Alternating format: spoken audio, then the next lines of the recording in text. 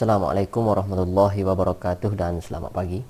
Jadi hari ini kita akan belajar bagaimana untuk menulis nombor dalam perkataan. Murid perlu kuasai sekurang-kurangnya sebutan sehingga ratus. Sebagai contohnya, nombor yang ini 125 dan yang ini 52. Mana-mana nombor yang ada sifar, dia tidak akan bunyi nilai tempat. Okey. Contohnya yang ini 4, yang ini 200, yang ini 204 dan yang ini 350. Jadi nilai tempat untuk sifar itu tidak akan dibunyikan lah. Okay, seterusnya kita akan tengok pada nombor ni. Jadi untuk menulis nombor dalam perkataan, apa yang perlu kita buat ialah setiap 3 digit yang pertama bermula daripada kanan hingga ke kiri, kita perlu buat pagar macam ni. Lepas tu di bawah, yang bahagian bawah ni kita akan tulis 1000. Kemudian kita ada bilik di mana mengikut nilai tempat lah. 110 sar. Sar kat sini kita tidak akan bunyikan. Dan sebelah sini pun sama, sebelah kanan. Jadi bagaimana untuk kita menyebut nombor ini? Okey. Sebutan seperti biasa, 3 yang sebelah kiri, 3 digit sebelah kiri, iaitu 368.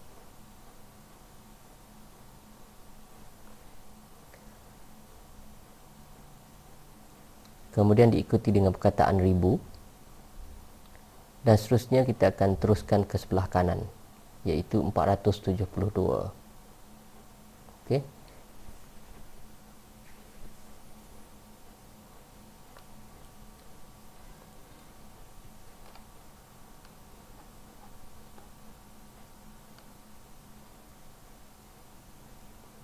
Baik, seterusnya kita pergi ke slide bagaimana menulis nombor dalam angka. Okay, nombor yang diberi ialah 200,072.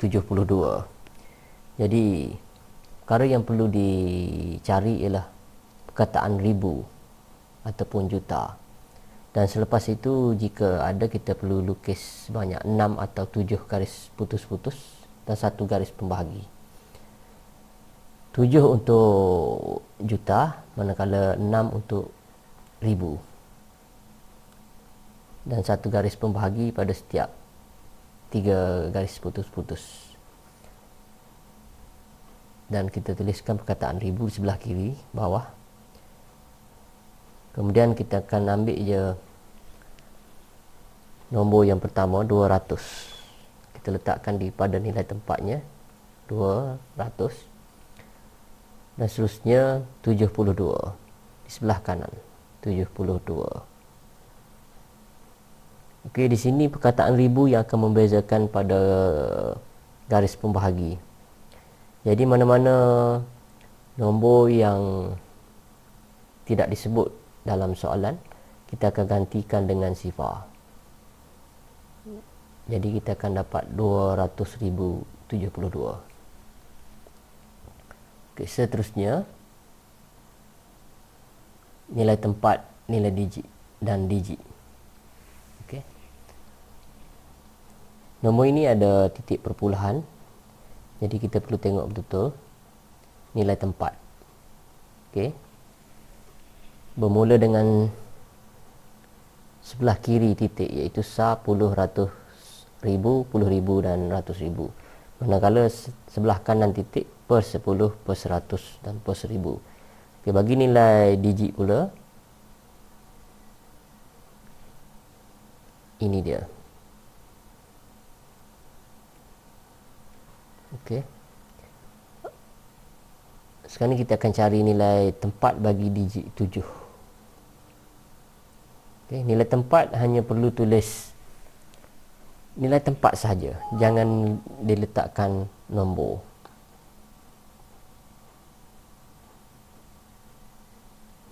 okey, iaitu 10,000 perkataan sahaja.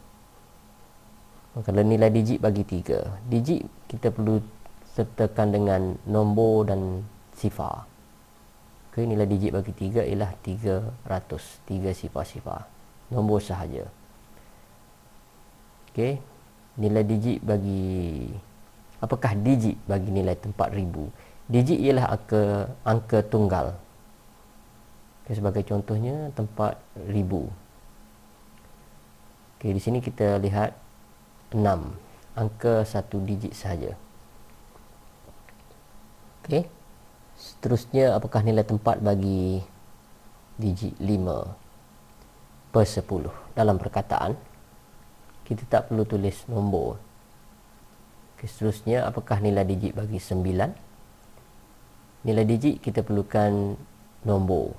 Jadi 9/1000, atau kita boleh juga tulis dalam bentuk perpuluhan, iaitu sifar perpuluhan sifar sifar 9.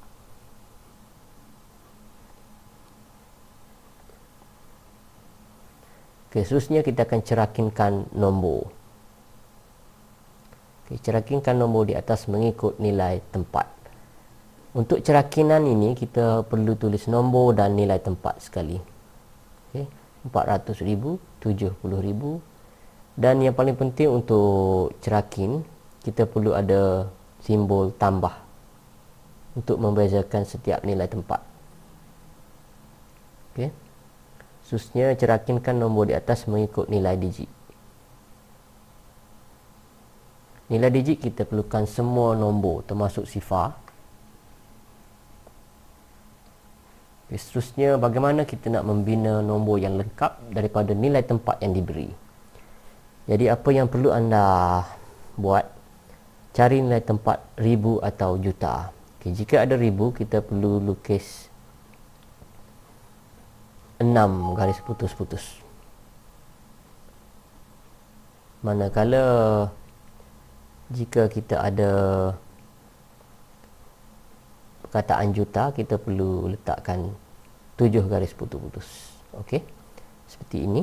Kemudian masukkan nombor pada garisan yang telah kita lukis dan gantikan sifar pada nombor yang, pada garisan yang tiada nombor. Okay, sebagai contohnya 90,500, 3 sah. Kemudian gantikan nombor yang tak ada pada garisan itu dengan sifar.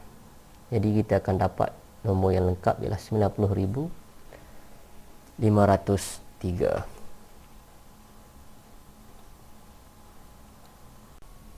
Baik, seterusnya kita akan membina satu nombor lengkap berdasarkan kad nombor yang diberi, iaitu menggunakan digit 8.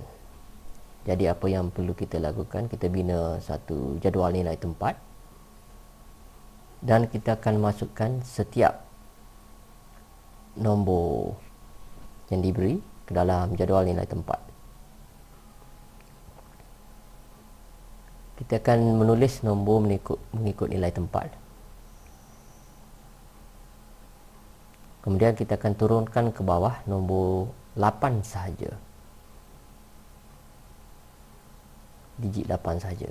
Manakala bagi nombor yang tidak ada 8, kita gantikan dengan sifar. Dan seterusnya turunkan 8. Dan kita akan dapat satu nombor yang lengkap, iaitu 88,808. Seterusnya kita diarahkan untuk membina satu nombor terbesar menggunakan semua kad angka di atas. Jadi kat sini kita perlu bilang ada berapa kad angka. Sekarang ni yang kita tengok ada 6. Jadi kita perlu bina 6 garis putus-putus. Dan nombor di sebelah kanan sekali adalah digit yang paling besar, iaitu 9. Dan di sebelah, maksud saya sebelah kiri, nombor paling besar iaitu 9 dan nombor paling kecil iaitu sifar berada di sebelah kanan sekali. Dan seterusnya kita akan susun mengikut tertib menurun, iaitu dari nombor kedua terbesar sampai sehingga nombor kecil 7, 6, 4, Sekarang kita akan dapat 976,430. Manakala bagi membina nombor terkecil pula, kita perlu lukiskan 6 garis putus-putus seperti yang ada pada kad angka, iaitu 6. Dan kat sini kita perlu tulis nombor yang kedua terkecil, iaitu 3. Kenapa kita tak boleh tulis sifar? Sebab sifar jika kita tulis di sebelah kiri tidak akan dikira sebagai satu nombor yang lengkap. Jadi sifar akan berada di tempat yang kedua, dan seterusnya nombor paling besar berada di sebelah kanan sekali, dan diikuti dengan tertib menaik, iaitu nombor kedua terbesar lah, 4, nombor kedua terkecil 4, 6, 7. Jadi kita dekat sini kita dapat satu nombor lengkap, iaitu 304,679. Okey, menulis nombor di antara dua nombor. Yang ini kita perlu ikut syarat yang diberi. Jadi jawapannya apa-apa nombor sahaja boleh ditulis, asalkan kita memenuhi syarat, iaitu nombor perlulah lebih besar daripada nombor A dan lebih kecil daripada nombor B. Jadi anda perlu pilih apa-apa sahaja nombor yang memenuhi syarat, dan jawapan dikira betul jika kita memenuhi syarat. Seterusnya kita mengenali pola nombor. Okay. Pola nombor, jika kita lihat, kita perlu baca pola nombor bermula dari kiri hingga ke kanan. Iaitu kat sini kita boleh lihat nombor semakin besar, iaitu pola menaik. Jadi bagi menentukan berapakah pola yang menaik ini, kita perlu cari nombor yang berdekatan, iaitu best friend. Kemudian kita tolak, dan kita dapat hasilnya iaitu 1000. Maknanya pola nombor ini menaik sebanyak 1000.